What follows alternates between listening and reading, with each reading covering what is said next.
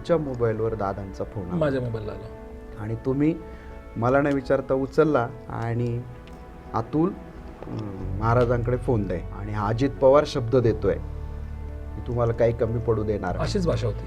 आणि दादा त्यावेळी म्हणत होते की महाराज तुमची पक्षाला गरज आहे. मला ज्यावेळेला सकाळी ही घटना तुम्हाला कळली, काय तुमची प्रतिक्रिया होती? काय तुम्हाला त्या घडीला वाटलं? काय तुमच्या डोळ्यासमोर आलं? तर तो फोन झाला, नंतर शिवसेना भवनला आपण 5व्या मजल्यावर होतो. 10 मिनिटाची उद्धव साहेबांची भेट. उद्धव तो साहेब पक्षप्रवेश होता दुसऱ्याचा, पण तुमचाही पक्षप्रवेश करून घेतला जात होता हा त्या ठिकाणी. पक्षप्रवेश माझा नव्हता, पण ते घडून गेलं. घडून गेला तो सगळा विषय. उद्धव साहेबांनी 10 मिनिटं भेटू म्हणाले, तर 1.25 तास ते स्वतः होते. मिलिंद नार्वेकर, सुभाष देसाई, तुम्ही सगळेच होता. हे सगळे नेते महाराष्ट्राचे आज खूप सुसंस्कृत चांगले आहेत. यांनी यांचं शरीर, यांचं आरोग्य, यांचा प्रवास सगळं सांभाळावं, आणि अशा घटना वारंवार पुन्हा महाराष्ट्राला पाहायला लागू नये अशी माझी विनंती आहे सगळ्या. प्रेक्षक नमस्कार. खरं तर आजचा दिवस हा राज्याच्या राजकारणासाठी काळा दिवस म्हणावा लागेल, कारण अतिशय दुर्दैवी अशी घटना घडली आहे. राज्याचे लाडके उपमुख्यमंत्री अजितदादा पवार यांचा बारामती या ठिकाणी विमान अपघातामध्ये त्यांचं निधन झालं आहे. खरं तर अनेक अशा आठवणी आहेत, अनेक अशी दादांनी केलेली कामं आहेत. शेवटी व्यक्ती गेल्यानंतर त्या व्यक्तीच्या कामं आणि आठवणी ह्याच तुमच्या आमच्या सगळ्यांच्या स्मरणात राहतात. आज खरं तर आपला आवाज न्यूज नेटवर्कच्या या कार्यालयाला ज्यांनी सदिच्छा भेट दिली ते म्हणजे आमचे गुरु, जगद्गुरू कृपांकित डॉक्टर चेतनानंद महाराज पुणेकर. आज आपलं स्वागत आहे आपल्या स्टुडिओमध्ये. खरं तर महाराजांची एक वेगळी ओळख मी जर तुम्हाला करून दिली तर या ठिकाणी अयोध्या येथे श्री रामलल्ला यांच्या गर्भगृहात त्या ठिकाणी कीर्तन करणारे महाराज देशातील एकमेव कीर्तनकार होते, आणि महाराजांनी त्या ठिकाणी कीर्तन केलं आहे. आणि दुसरी ओळख मी या ठिकाणी सांगू इच्छितो. खरं तर महाराज हे आमच्या शिवजन्मभूमी जुन्नरचं भूषण आहेत. अर्थात महाराज आपला आज स्टुडिओमध्ये येणं झालं, आमच्या या कार्यालयाला आपण सदिच्छा भेट दिली. हा जरी योगायोग असला तरी जी घटना पाहिली तर हा घटनाक्रम मनाला त्रास देणारा आहे, क्लेश देणारा आहे. अजितदादा पवार यांचं निधन झालं आहे. दादांचा सहवास तुम्हालाही लाभलेला आहे. अनेक काही घटनांचा मी तुमच्यासोबतचा साक्षीदार आहे. दादांच्या तुमच्याबद्दलच्या आठवणी आणि काय तुम्ही त्या ठिकाणी तुमच्या भावना व्यक्त कराल? खरं तर अतुलजी, तुम्ही म्हणालात की तुम्ही साक्षीदार आहात. तो दिवसही मला आठवतोय की आपण गाडीमध्ये मुंबईला प्रवास करत होतो आणि तुम्ही माझ्यासोबत होतात, आणि किरण वाजगे होते सामनाचे पत्रकार.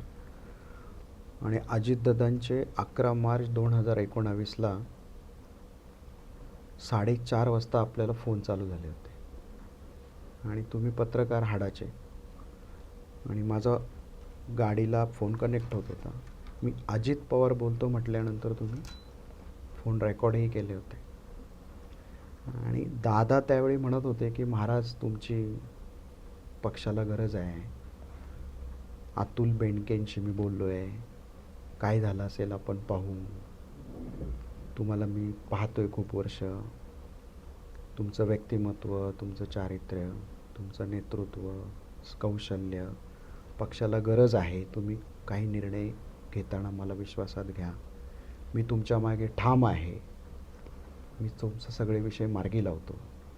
ते तुम्ही त्याचे साक्षीदार. 100%. मी दादांना म्हणालो, दादा मला तर कुठली निवडणूक लढवायची नाही, राजकीय कुठलं ॲम्बिशन नाही आहे.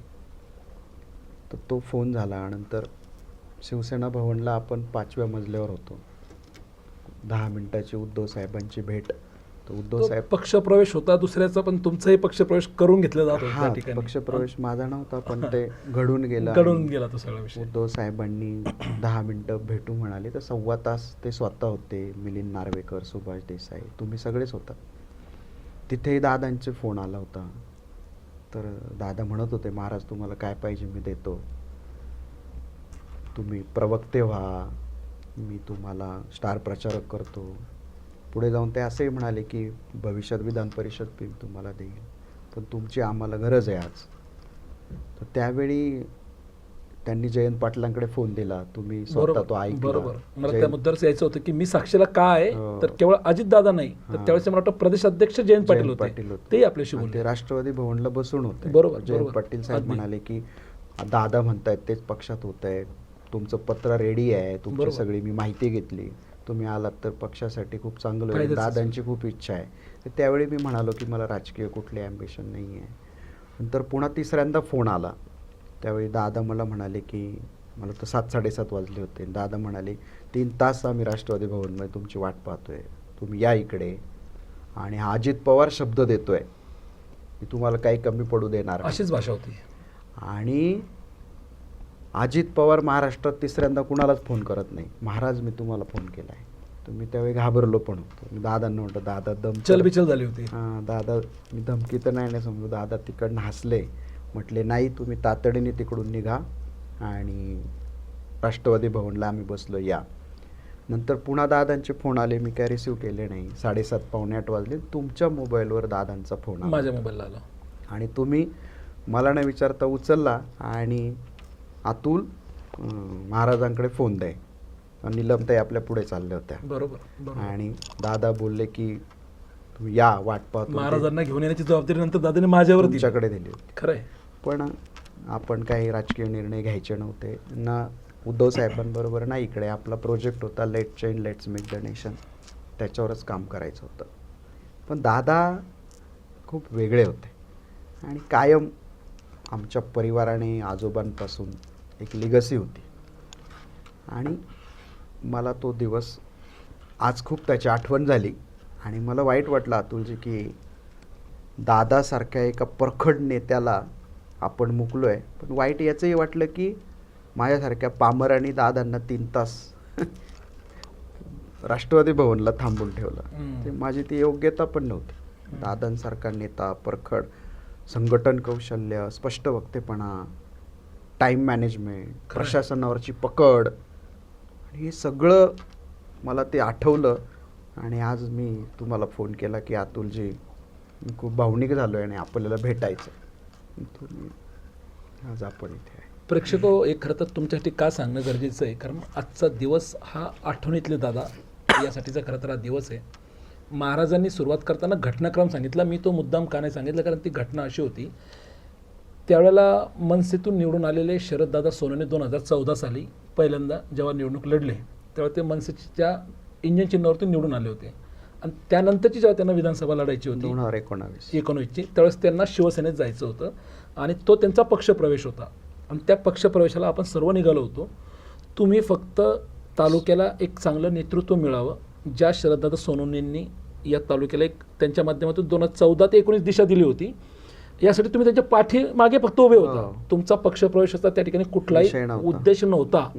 पण आपण ज्यावेळेला पाहिलं की दादाचा तो जो ताफा चालला होता, ज्या पद्धतीने त्या गाड्या चालल्या होत्या, ज्या पद्धतीने वाशी येईपर्यंत वेगवेगळ्या ठिकाणी जल्लोषात स्वागत होत होते आणि अनेक पक्षप्रवेश दादा करून घेत होते, त्यात ऐनवेळी तुमच्या नावाचं त्या ठिकाणी फ्लॅश झाला. मला वाटतं ती ब्रेकिंग पहिली आपला आवाजलाच तुम्ही केली होती. पण त्यावेळी उद्धव साहेब असं म्हणाले होते की खाली सफोकेशन होतंय, लोक खूप आहेत, तुमचं म्हणणं माझ्या कानावर आहे, आपण यांचा पक्ष प्रवेश करून घेऊ आणि आपण 5व्या मजल्यावर मी वेळ देतो, आपण बसू. पण तात्काळ तुम्हाला पक्षप्रवेश देऊन तिथल्या तिथे तुम्हाला उपनेता असेल, प्रवक्ता असेल, महाराज काय पाहिजे, तुम्हाला काय पाहिजे ते पद त्या ठिकाणी शिवसेना, त्यावेळेची एकच शिवसेना होती, 2 नव्हती, ते त्यावेळेला तुम्हाला द्यायला तयार होते. आणि जशी ब्रेकिंग आपल्यावरची गेली की पंकज महाराज गावडे त्यावेळेसचे यांचा शिवसेना पक्षात प्रवेश होणार आहे, त्यानंतर मात्र कुठेतरी राष्ट्रवादी काँग्रेस तालुक्यामध्ये, राज्यामध्ये ती चलबिचल झाली. आणि मी साक्षीला आहे की त्यावेळेला अजितदादांचा फोन हा तुम्हाला वाजला आणि आज सकाळी खरं तर तुमचा मला फोन आला. त्या आठवणी पुन्हा एकदा ताज्या झाल्या. खरं तर व्यक्ती जाते पण आठवणी, म्हणजे तुम्ही स्वतः सांगताय की 3 तास दादांना त्या ठिकाणी थांबावं लागलं.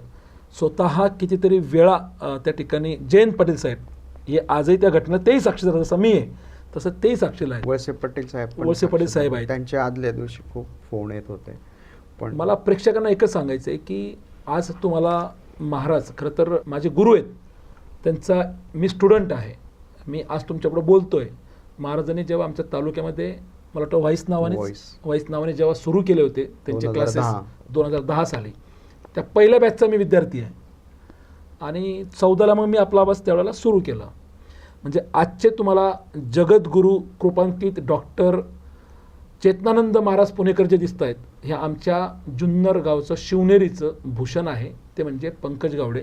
मला खरं तर मागच्या इच्छात काही जायचं नाही आहे. तुमचा आजचा प्रवास आम्ही पाहतोय की अनेक आमदार, खासदार, मंत्री, राज्यमंत्री, केंद्रीय मंत्री यांच्यासोबत तुमचं बसणं उठणं आहे. पण आमच्या प्रेक्षकांसाठी हे जाणं गरजेचं आहे की पंकज महाराज गावडे राजकारणात ज्यावेळेला आले, जेव्हा तुमची भाषणं होत होती त्यावेळेला वल्लभशेठ बेनके असतील, हेच अजितदादा पवार असतील, म्हणजे एकाएकी ते तुम्हाला त्यांच्या पक्षात घ्यायला तयार नाही झाले. अजितदादांनी तुमचा त्यावेळेचा वल्लभशेठसाठी असणारा संघर्ष, तुमची असणारी वल्लभशेठसाठी असणारी तळमळ, कारण तुम्ही बेनके परिवाराला त्यावेळेला वाहून घेतलं होतं त्या तालुक्यात, तेही मी पाहिलेलं आहे, कारण मी आपल्याच तालुक्यातला आहे.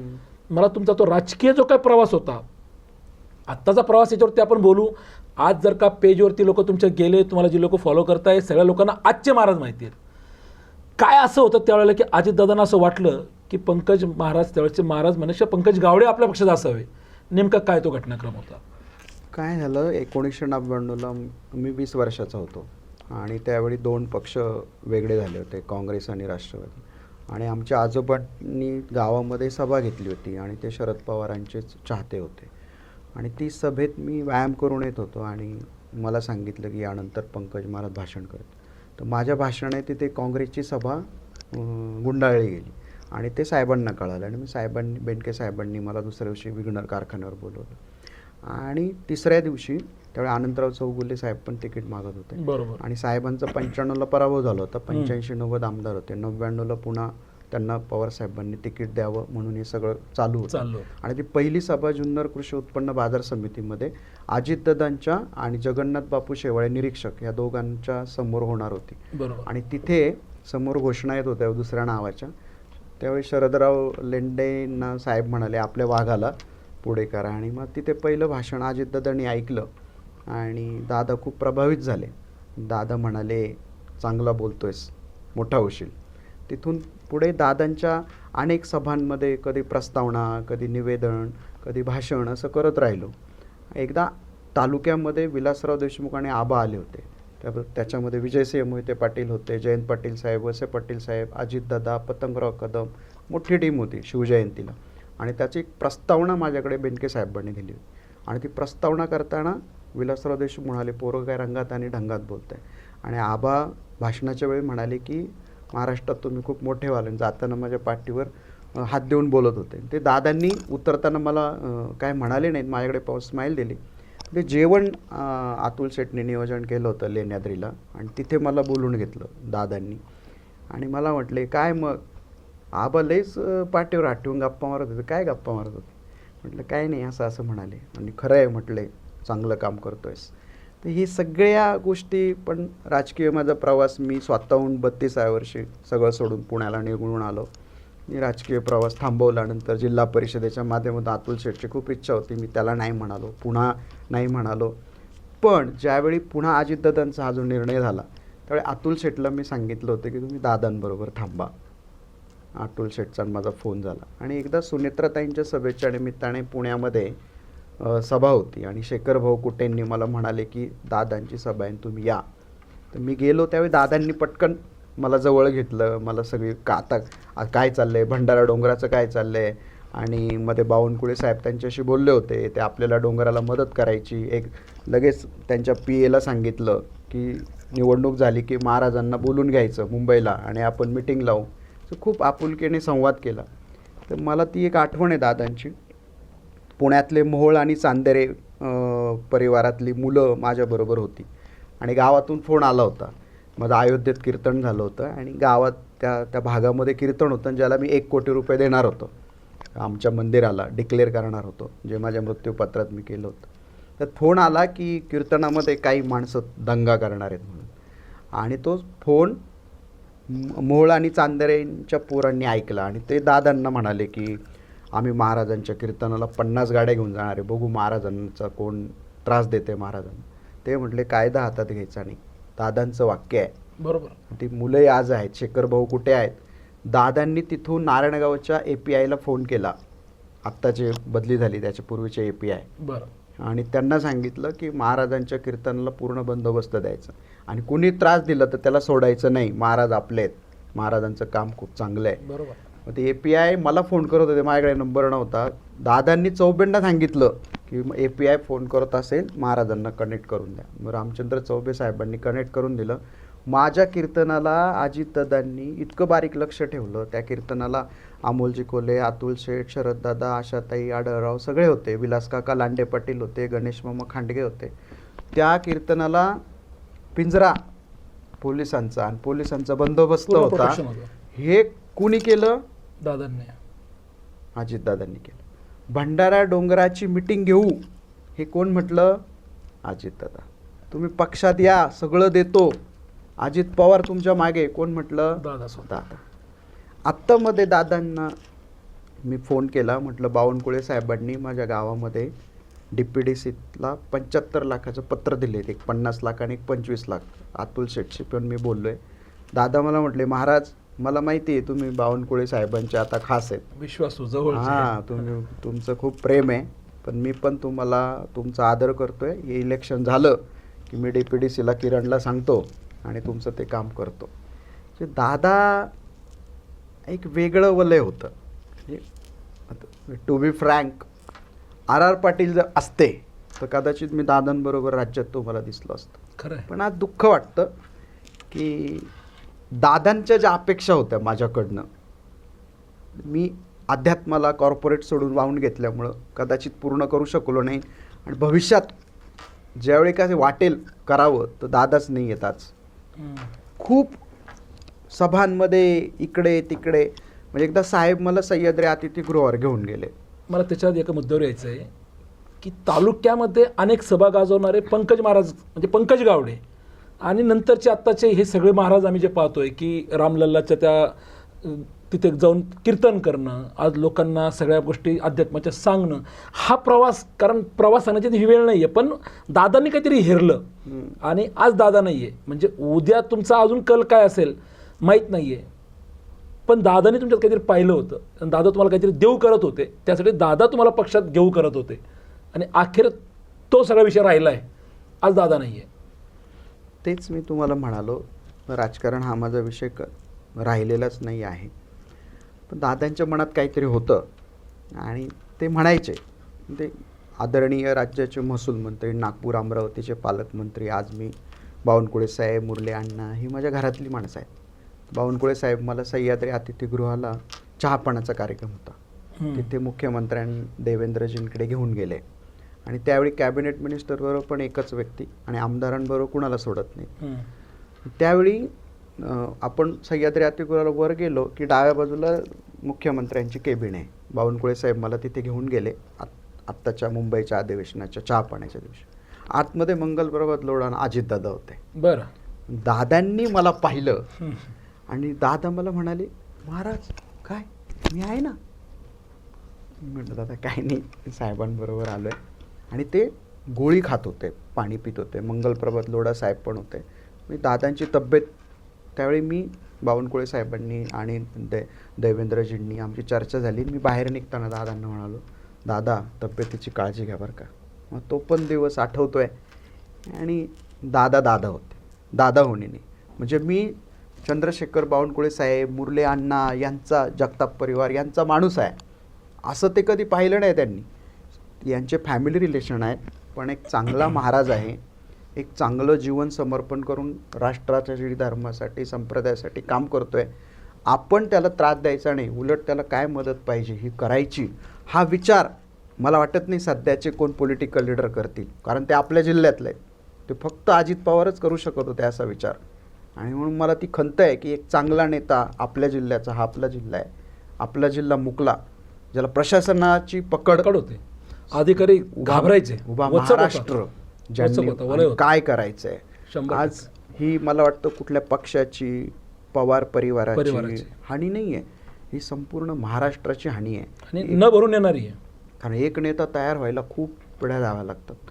आज वेगवेगळ्या डायमेन्शनने जर आपण अजितदादांकडे पाहिलं त्यांची पर्सनॅलिटी, त्यांचं टाईम मॅनेजमेंट, त्यांची कामावरची वकफ, अधिकाऱ्यांना घेऊन जाण्याची पद्धत, कष्ट करण्याची तयारी.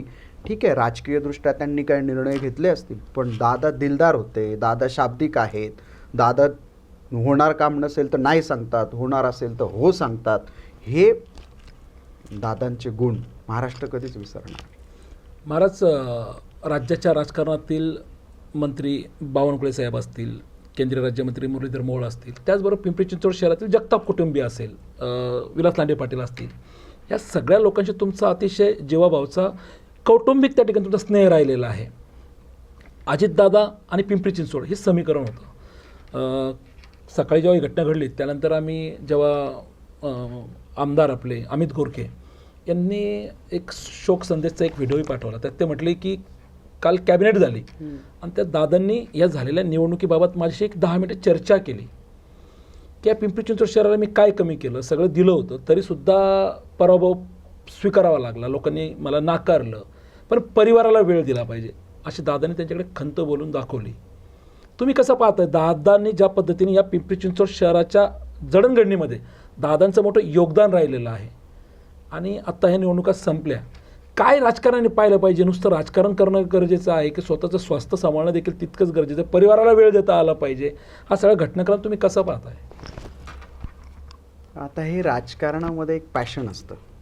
माझा पक्ष, पक्षातल्या कार्यकर्त्यांना न्याय देण्यासाठी सत्ता, समाजामध्ये विकास करण्यासाठी सत्ता, ह्या सगळ्या समीकरणांमध्ये हे जे राजकीय नेते आहेत, म्हणजे महाराष्ट्राला का हे वारंवार दुःख पचवावं लागते मला माहीत नाही. जसं आबांच्या बाबतीत घडलं, मी आबांच्या अंत्यविधीलाही होतो, खूप रडलो होतो, कारण आबांचे म्हणजे वेगळे रिलेशन होते. गोपीनाथ मुंडे साहेब, आत्ता अजितदादा, ही जी माणसं पटकन जातात अकाली, हे सगळं पाहिल्यानंतर मी बी फ्रँक, मी जे मला मोठ्या भावाप्रमाणे आदरणीय राज्याचे महसूल मंत्री, मला राहुल नाही, मी माझ्या डोळ्यात पाणी आलं आणि मी बावनकुळे साहेबांना मेसेज केला की साहेब तुम्ही खूप धावपळ करताय, जीवाची पर्वा करत नाही, प्रचंड मेहनत करताय, पण महाराष्ट्र तुमच्यासाठी आहे, पण आमच्यासाठी तुम्ही आहात. क्या बात आहे. या सगळ्या नेत्यांना माझी एकच विनंती आहे, तंत्रज्ञानावर फार अवलंबून राहून तुम्ही प्रवास करता.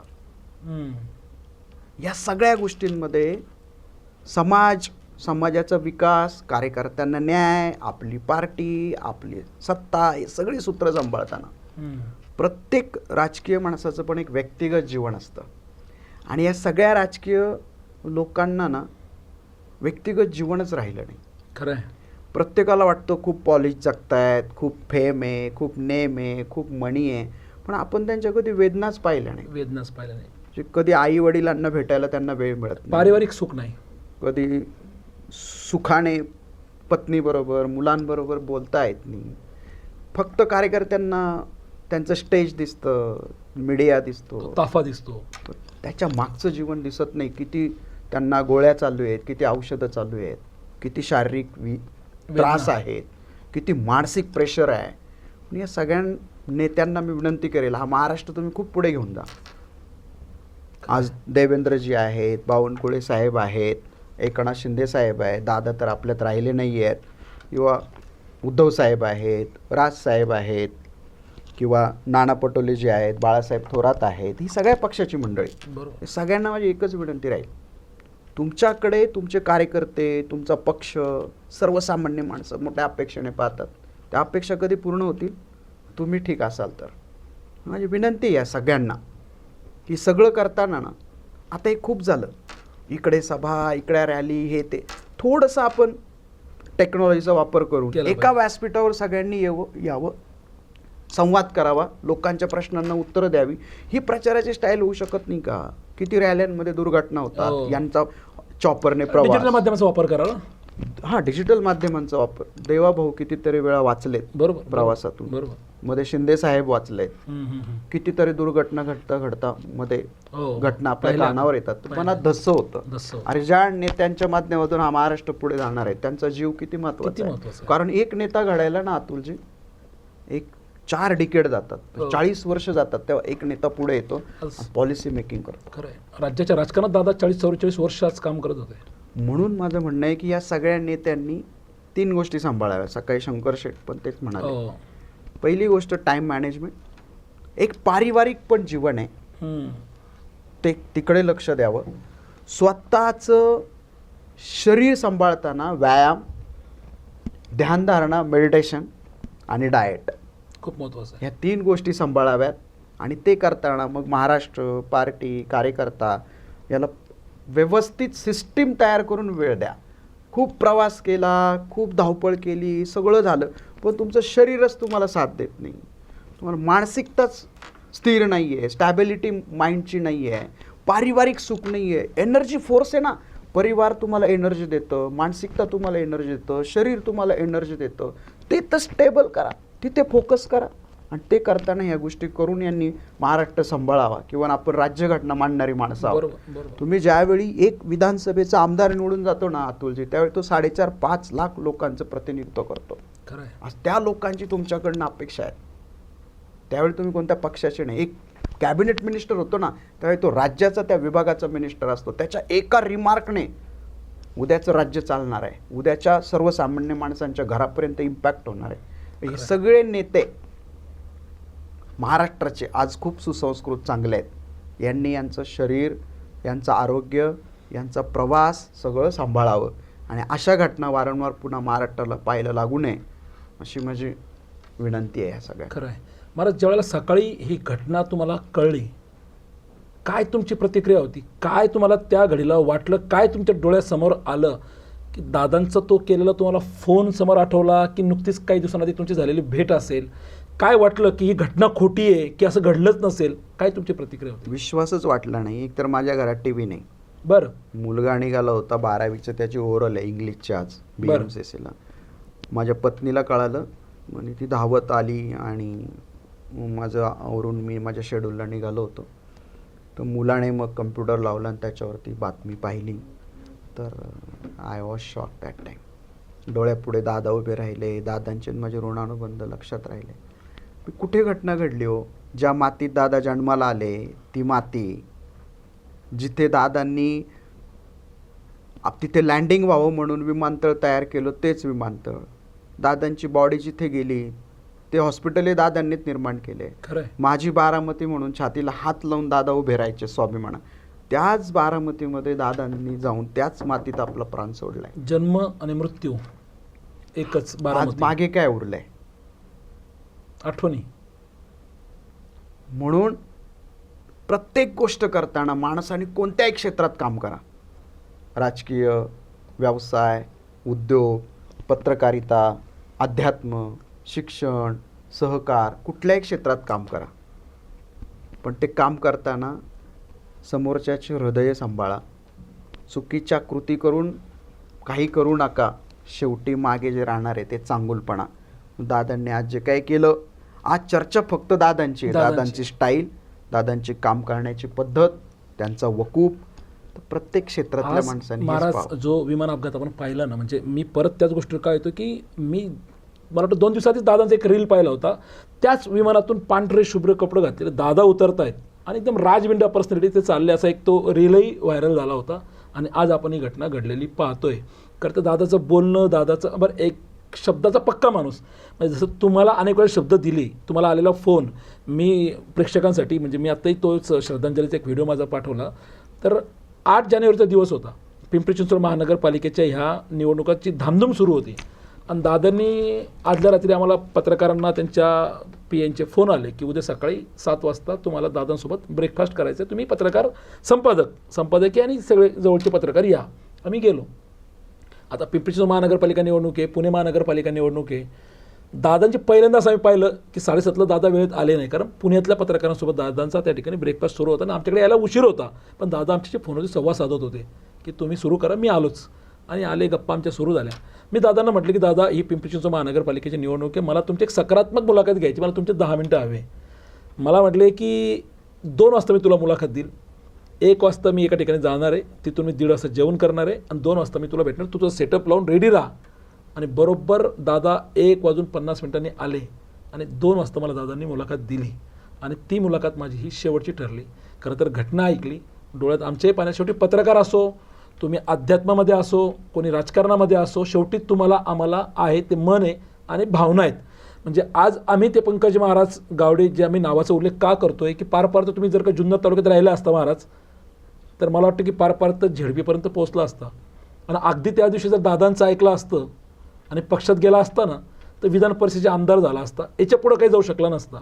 पण आज आम्ही तुमच्या माध्यमातून जे जगद्गुरू कृपांकित डॉक्टर चेतनानंद महाराज पुणेकर पाहतोय, ज्या पद्धतीने आज अनेक आमदार खासदार ज्यांच्याकडे तुमचं सगळं वलय आहे, हे पाहिल्यानंतर आमची स्वाभिमानाने अभिमानाने कुठेतरी ऊर भरून येतं की आमचे महाराज आज कॉर्पोरेट गुरु अनेकांना योग्य मार्गदर्शन करताय. तुम्ही खरं तर आजचा दिवस फक्त हा दादांना स्मरण करण्याचा होता. तुम्ही सकाळीच मला फोन केला आणि त्या आठवणी पुन्हा ताज्या का झाल्या, कारण त्या गोष्टीचे तुम्ही आणि मी साक्षीदार होतो आणि किरण भाऊ आपल्यासोबत त्यावेळेला होते. म्हणून फोनवरती संवाद न साधता तुम्ही मला थेट म्हटले की अतुलजी मी स्टुडिओमध्ये येऊन माझ्या भावना व्यक्त करणार आहे. आपण वेळात वेळ काढून आपल्याच्या स्टुडिओत आलात, आपल्या ठिकाणी भावना व्यक्त केल्यात. खरं तर अनेक तुमचे मुद्दे आहेत, अनेक काही गोष्टी आहेत. आपण वेळ प्रसंगी प्रेक्षकांची वेळोवेळी संवाद साधणार आहोत, परंतु आज आपण खरं तर दादांच्या आठवणीमध्येच या ठिकाणी त्याच सांगण्यासाठी बसलो होतो आणि ते आपण सांगत गेलेलो आणि आहे. आपण अतुलजी सर्व टीम आणि माझ्यावर प्रेम करणाऱ्या सगळ्यांच्या वतीने दादांच्या पवित्र स्मृतींना अभिवादन करून त्यांच्या आत्म्यास चिरशांती लाभावी म्हणून जगद्गुरू श्री तुकोबरायांच्या कृपेने पांडुरंगाच्या चरणी प्रार्थना करतो. आणि आमच्या सर्व परिवारांच्या वतीने मग बावनकुळे परिवार, पवार परिवार, मोहोळ परिवार, जगताप परिवार, लांडे परिवार, खांडगे परिवार, गावडे परिवार, वाणी परिवार, परदेशी परिवार, ह्या सगळ्या परिवारांच्या वतीने भावपूर्ण श्रद्धांजली समर्पित करताना वासंसी जीर्णान यथा विहाय नवानि गृह्णान्ति नरोपराणि तथा शरीराण विहाय जीर्णान यज्ञानि संयाति नवानि देही, माझ्या सर्वांच्या वतीनं दादांना भावपूर्ण श्रद्धांजली समर्पित करतो. रामकृष्ण.